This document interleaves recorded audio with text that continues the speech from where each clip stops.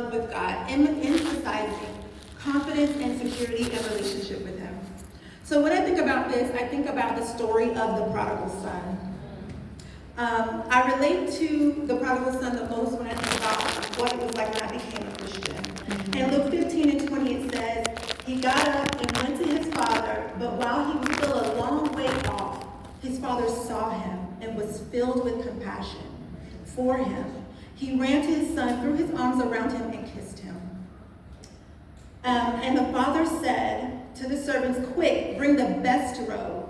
Put it on him. Put a ring on his finger, sandals on his feet. Bring the fattened calf and kill it. Let's have a feast and celebrate, for this son of mine was dead and is now alive. And he was lost and now is found. So they begin to celebrate. So becoming a Christian, that was the experience of God, seeing me from a long way off and giving me his precious things, the things he's worked hard for, the things he created. He gave those things to me. And that meant everything.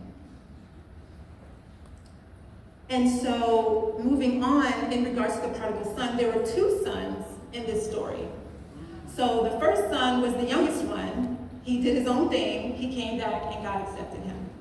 And after becoming a Christian and being a Christian for a few years, I related more with the second son. And the second son, after becoming a Christian, serving the Lord, serving in the church, I related more to the oldest one. Like all of us, I've faced trials. I've been hurt many times after becoming a Christian. I've watched so many friends leave the fellowship. I've studied the Bible with sisters who became my persecutors. I've been slandered. I've been hurt many times. My husband and I have led a few groups, but one tested me the most.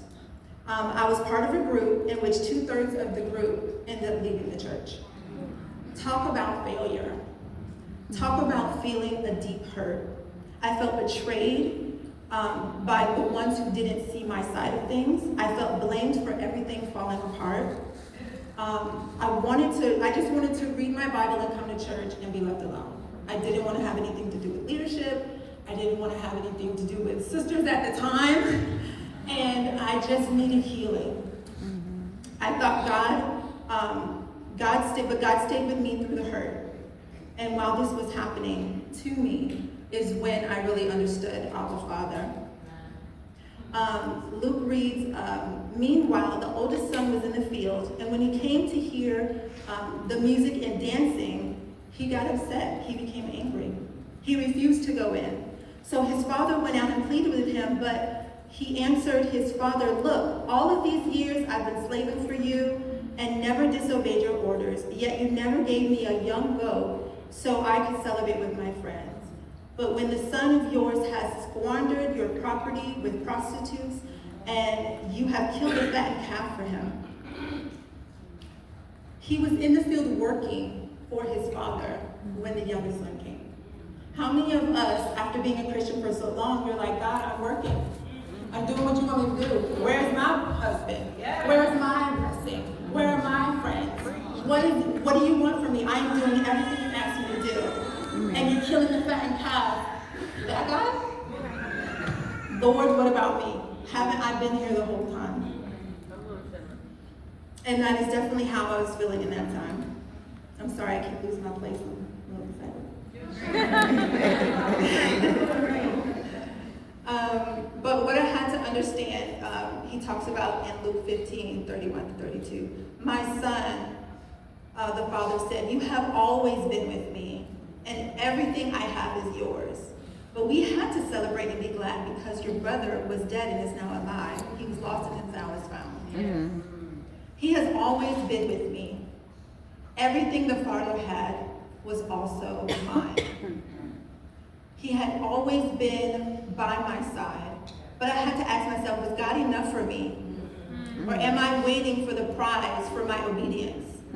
Do I ask God for what I need or help, or am I relying on my own strength? Do I want a robe and a fattened calf, or is God enough for me? Did I fight through all those times to get my treasure on earth, or is God my treasure in heaven? What I needed to change perspective. I will work for the Lord and not myself. I will make sure God is my treasure and not the pleasing of man. I will go in the strength of God and not my own strength. I will grow in forgiveness of others and of myself.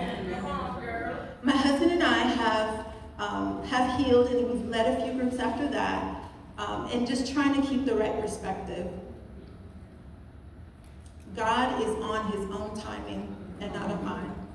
So today, sisters, no matter which son you are, the one that's wild and came back, or the one that stayed and was distant and was still lost, God is our Father. He still wants to wrap his arms around you.